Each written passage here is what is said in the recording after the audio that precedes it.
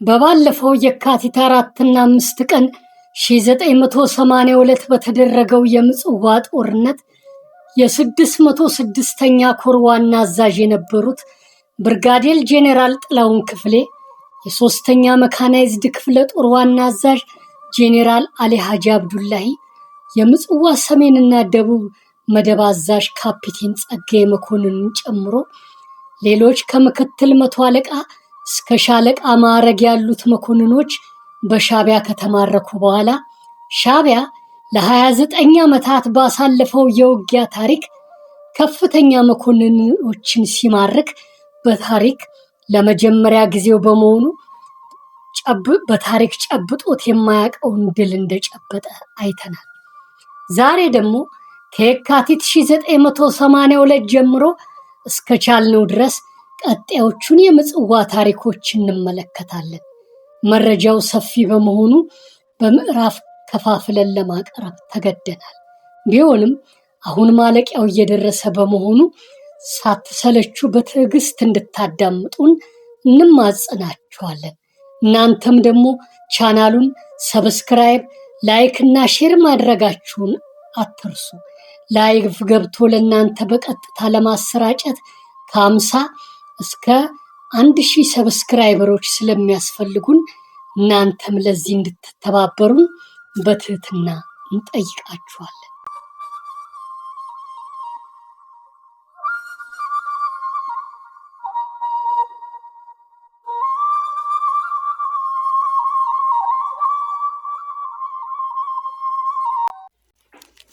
ይሄ ምጽዋ ጦርነት የኤርትራን ከኢትዮጵያ መነጠል ወይም የኢትዮጵያ አንድ ግዛት አካል ሆኖ መቆየት የሚወስን በመሆኑ በዚህ ጦርነት የሚገኘው ድልም ሆነ ሽንፈት የኤርትራን የወደፊት ዕጣ ፈንታዋ ምን እንደሆነ የሚያረጋግጥ ነበር።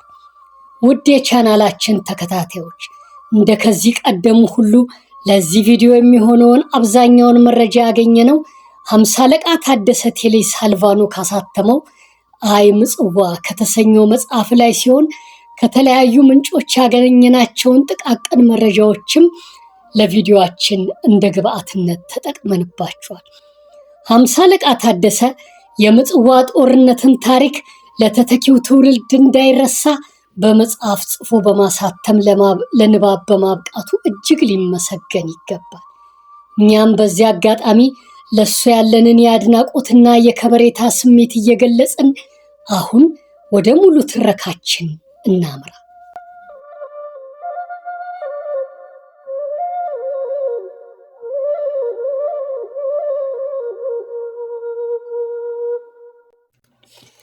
የካቲት 6 ቀን 1982 ጠዋት የሻዕቢያ እጅ ስጡ ገደብ ሰዓት ደረሰ። ብርጋዴር ጄኔራል ተሾመ ተሰማ እስከ መጨረሻው የደማችን ጠብታ እንዋደቃለን እንጂ በፍጹም ለሻዕቢያ እጃችንን አንሰጥም እያሉ በመፎከር ሰራዊቱን እያስተባበሩ ለውጊያ ተዘጋጁ። ከቀኑ 10 ሰዓት ላይ ሻዕቢያ የከባድ መሳሪያ ጥይት እሩምታውን አወረደው። በርካታ የኢትዮጵያ ጦር አባላትና የምጽዋ ሰላማዊ ሰዎች አለቁ። የሞቱ እጅና እግራቸው የተቆረጠ፣ አይናቸው የጠፋና ሌሎችም አካላዊ ጉድለቶች የደረሰባቸው ብዙዎች ነበሩ። ሻዕቢያ የኢትዮጵያ ጦር አባላትን ተስፋ ለማስቆረጥ ሲል ይህን የከባድ መሳሪያ ውርጅብኝ ሳያቋርጥ አዘነበ። ከቀኑ 10 ሰዓት ከ30 ደቂቃ እስከ ምሽቱ 4 ሰዓት ድረስ ባጧጧፈው ድብደባ በርካታ የኢትዮጵያ ጦር አባላትና ሰላማዊ ሰዎች ሞቱ፣ ቆሰሉ። እጅና እግርን ከመቆረጥ እንዲሁም አይንን እስከ ማጣት ጨምሮ ከባድና ቀላል የአካል ጉዳቶች ደረሰባቸው።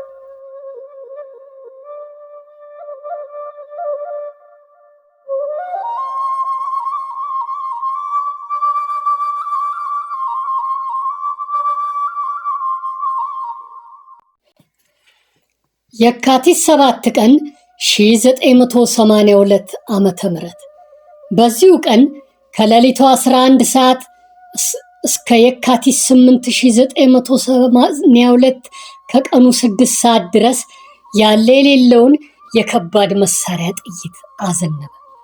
የኢትዮጵያ ጦር ሰራዊትም አቅሙ በሚፈቅደው ሁሉ ሻዕቢያ ወደሚተኩስበት አቅጣጫ በመተኮስ ተከላከለ።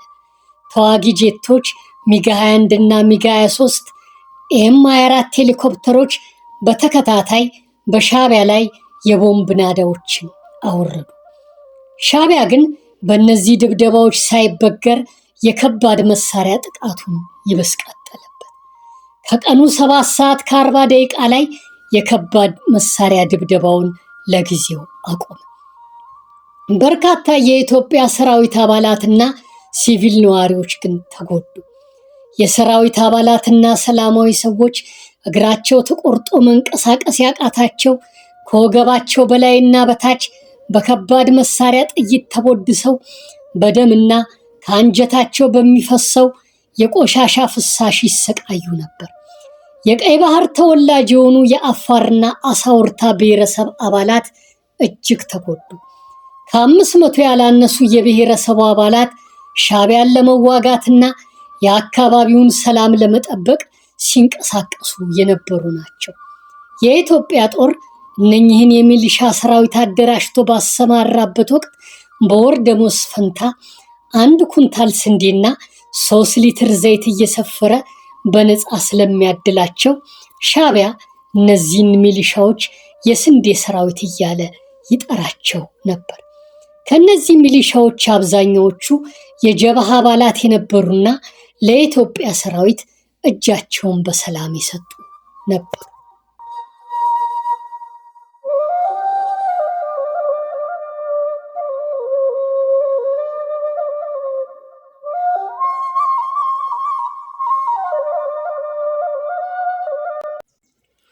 የኢትዮጵያ ጦር አባላት የሰሯቸው ስህተቶች።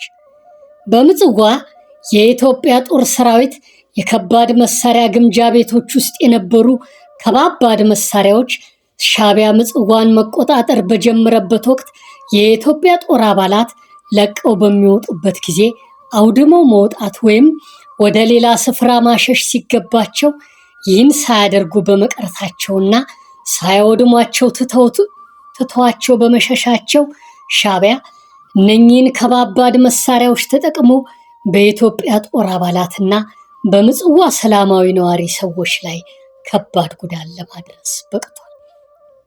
ግን ወቅቱ በጣም ከባድ ውጊያ በተጧጧፈባቸው ጊዜያት የኢትዮጵያ ጦር አባላት አውድመው እስኪወጡ ድረስ ጊዜ ላያገኙ ይችላሉ።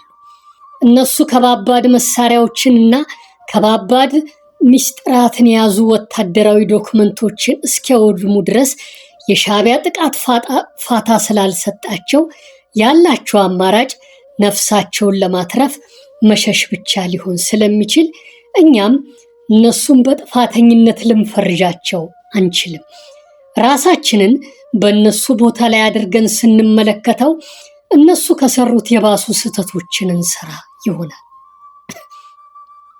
ከበሮ ሲይዙት ይቀላል፣ ሲመቱት ያደናግራል እንደሚባለው በአፍ ሲያወሩት ቀላል ይሆናል፣ በተግባር ሲያዩት ግን እጅግ ከባድና አስቸጋሪ ስለሚሆን እነሱን ከመተቸትና ከመውቀስ ይልቅ ምክንያታዊ ሆነን በማሰብ የእነሱን ችግር ልንረዳላቸውና ልንገነዘብላቸው ይገባል።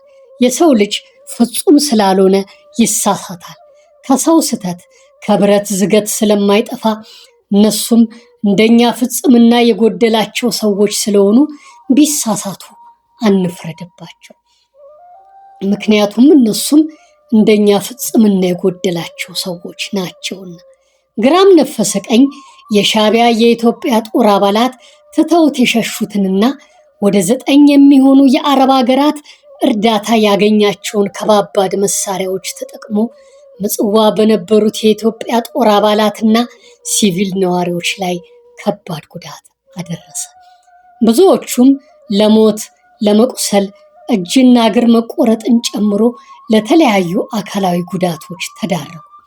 ሻዕቢያ በምጽዋ ከተማ ላይ ያደረሰውን ከባድ ጉዳት አስመልክቶ ብርጋዴር ጄኔራል ተሾመ ተሰማ ለሁለተኛው አብዮታዊ ሰራዊት አዛዥ ሜጀር ጄኔራል ሁሴን አህመድ ሪፖርት ካደረጉ በኋላ 4 ጄቶችና 2 ተዋጊ ሄሊኮፕተሮች መጥተው ከባባድ መሳሪያዎች ተከማችቶባቸዋል በሚባሉ ስፍራዎች ላይ ድብደባዎችን አካሄዱ። ግን ምንም የተገኙ አስደሳች ውጤቶች ባለመኖራቸው ሻዕቢያ ከባባድ የጦር መሳሪያዎችን ወደ ሌሎች ስፍራዎች አዟዙሯቸዋል የሚል ጥርጣሬን ፈጠረ።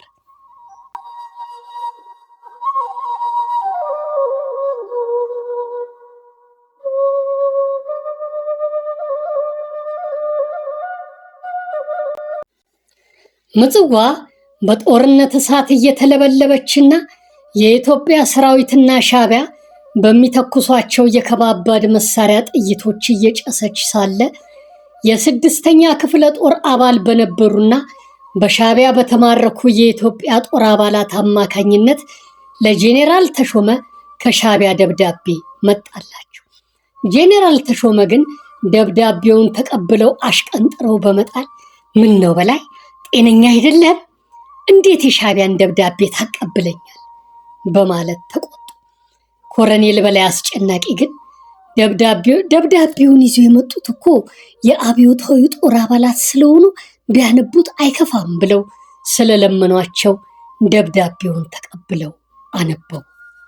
አንብበው ሲጨርሱ ወይኔ ተሾመ ተደፈርኩኝ ብለው በቁጭት ተናገሩ።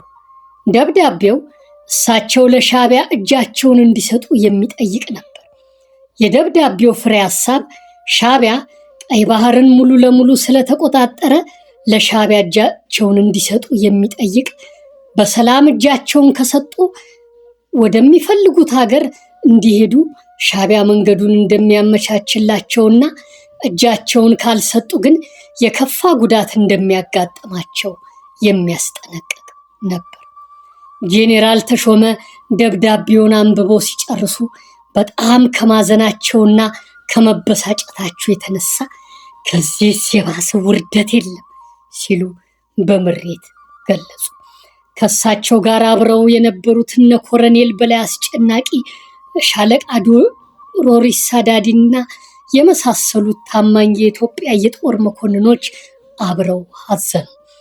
ሐዘኑ ቢበረታባቸውም እጅ የሚሰጥ የለም፣ ሻዕቢያን ተፋልመን እንሞታለን እንጂ እጃችንን አንሰጥም፣ እኛ ብንሞት ቀጣዩ ትውልድ ይፋለማቸዋል፣ ቀይ ባህር የኢትዮጵያ የተፈጥሮ ድንበር ነው የሚሉ ቁርጠኛ ቃላቶችን በመናገር ፎከሩ። ከዚያም የጦር አዛዦቹን በየምድባቸው ተመልሰው ለውጊያ እንዲያስተባብሩ ትዕዛዝ ሰጡ።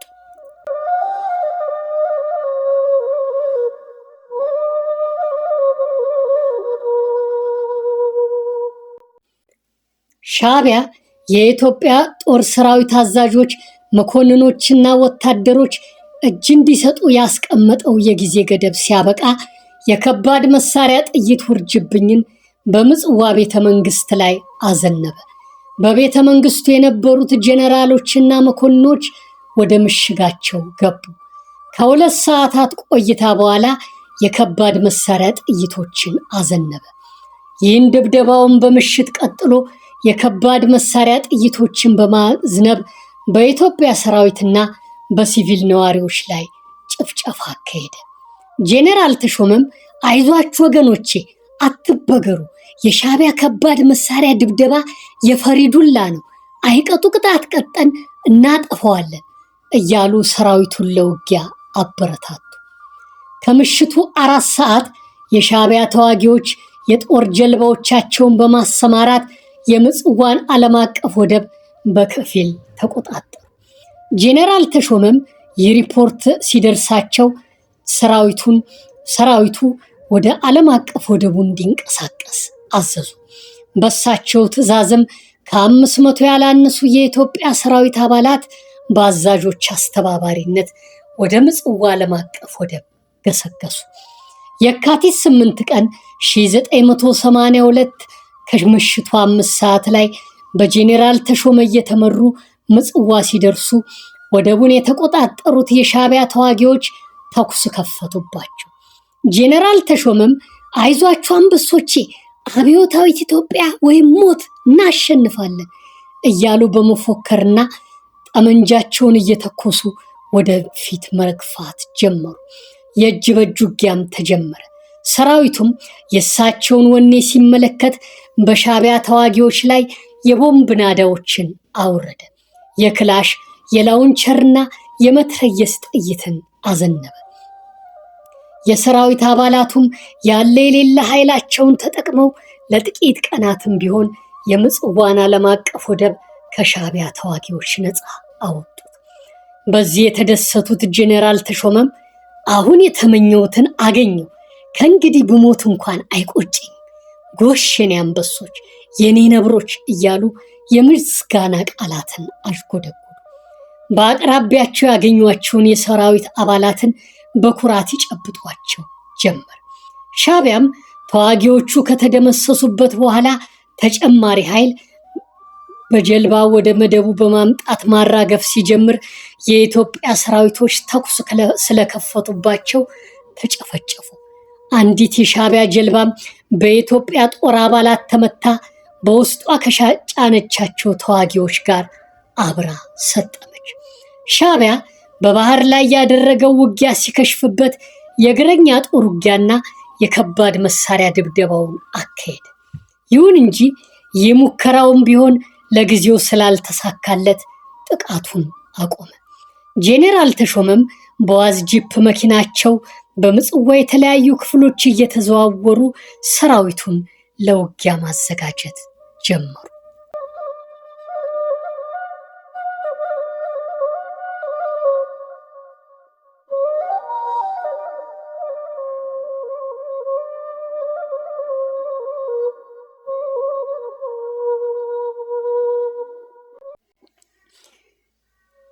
የኢትዮጵያ ጦር አባላት የሻዕቢያን የጀልባ ወረራ ለመከላከል በባህሩ ውጊያ ዳርቻ በ3 ሜትር ልክ ሰንሰለትን ሰሩ።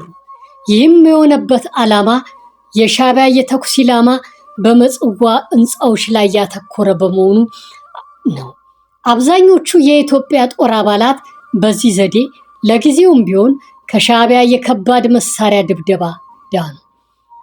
ሻዕቢያ የኢትዮጵያ ጦር አባላት በህንፃዎች ውስጥ የመሸጉ መስሎች ብዙ ህንፃዎችን በከባድ መሳሪያ ደብድቧቸው ነበር።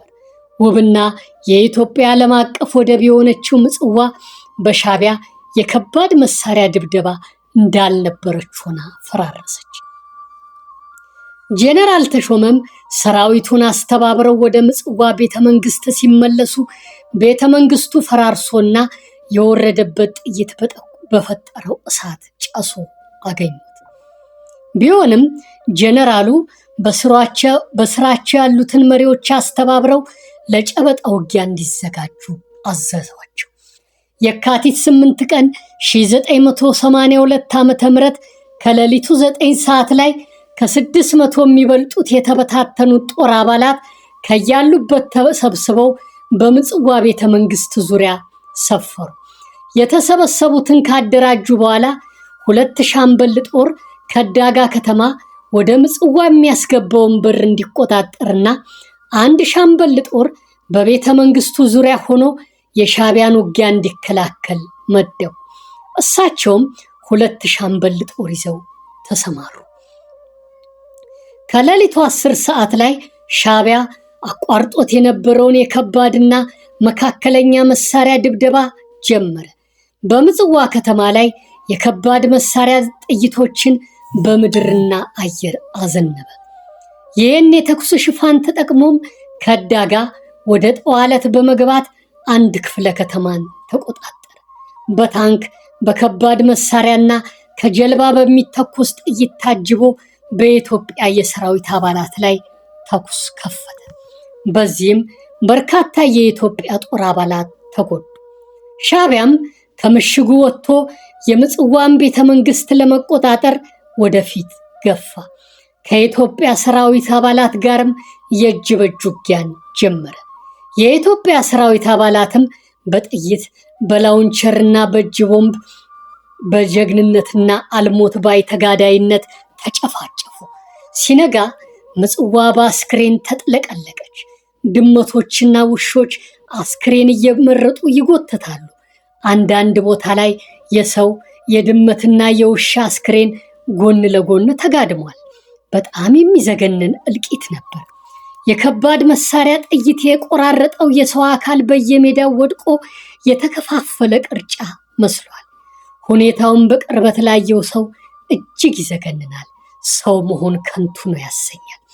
የምጽዋ ጦርነት ልክ በአውሮፓ እንደተደረጉት የአንደኛና ሁለተኛ የዓለም ጦርነቶች በጣም ከባድ እልቂት የተከሰተበት ነው ቢባል ማጋነን አይሆንም። ይሄ ጦርነት የከባድ መሳሪያ ጥይቶች እንደ ዶፍ የወረደበት በመሆኑ በሀያላን መንግስታት መካከል የሚካሄድ እንጂ በአንድ አገር ህዝቦች መካከል የሚደረግ የእርስ በርስ ጦርነት አይመስልም ነበር። ምጽዋ በታሪኳ ይህን የመሰለ እልቂት ያስከተለ ጦርነትን አዘጋጅታ ነበር። ጦርነትን አስተናግዳ ነበር። የዛሬ 36 ዓመት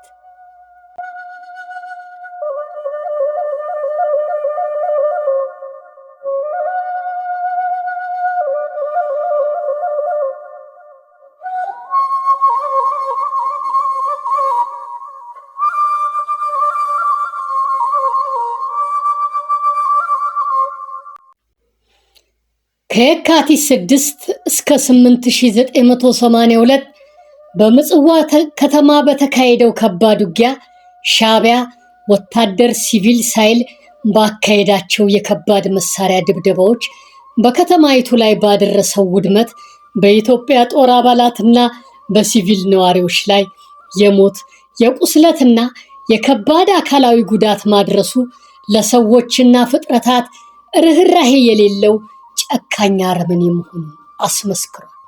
ይሁን እንጂ የኢትዮጵያ ጦር አባላት በሻዕቢያ ከባድ መሳሪያ ድብደባ ሳይደናገጡ እስከ መጨረሻው በመፋለም ሻዕቢያ ምጽዋን ሙሉ ለሙሉ ለመቆጣጠር የነበረው ምኞት ለጥቂት ጊዜም ቢሆን እንዲገታ አድርገዋል። በምጽዋ ዓለም አቀፍ ወደብ ላይ የተቀናጁት ድል ለዚህ ምስክር ነው። የመጨረሻው ውጤት በሽንፈት ቢደመደምም እስከ መጨረሻዋ ሰዓት ድረስ መፋለማቸው ልባዊ የሀገርና ወገን ፍቅርን የሰነቁ ጀግኖች መሆናቸውን ያሳያል። በምጽዋ ጦርነት የወደቁ ሰማዕታትን ፈጣሪ ነፍሳቸውን በሰላም ያሳርፍላቸው፣ ተተኪው ትውልድም የነሱን መልካም አርአያ ይወርስ ዘንድ እንመኛለን። ውድ የቻናላችን ተከታታዮች፣ ይሄ የምጽዋ ጦርነት ታሪክ ሰፊ በመሆኑ በዚህ ቪዲዮ ከየካቲት 6 እስከ 8 ባሉት ቀናቶች የተካሄዱ የጦርነት ክስተቶችን የሚገልጸውን ታሪክ ተርከን ለማቆም ተገደናል። በቀጣዩ ቪዲዮ ግን የዚህን የምጽዋን ጦርነት የሚገልጸውን ታሪክ የመጨረሻ ክፍል እናቀርባለን። እናንተም የመጨረሻውን ክፍል በጉጉት እንደምትጠብቁት ተስፋ እናደርጋለን።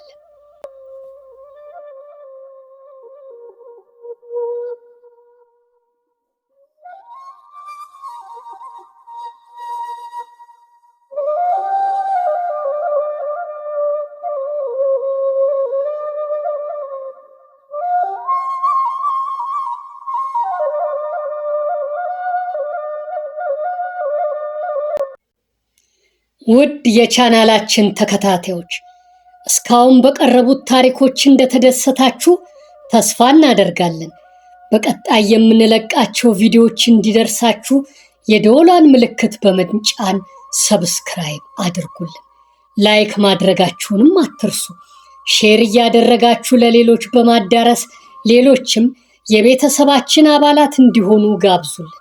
ላይቭ ለመግባትና ለእናንተ አድማጮቻችንና ተከታታዮቻችን ዝግጅታችንን በቀጥታ ለማስተላለፍ ከ50 እስከ 1000 ሰብስክራይበሮች ስለሚያስፈልጉን እናንተም ለዚህ እንድትተባበሩን በትህትና እንጠይቃለን።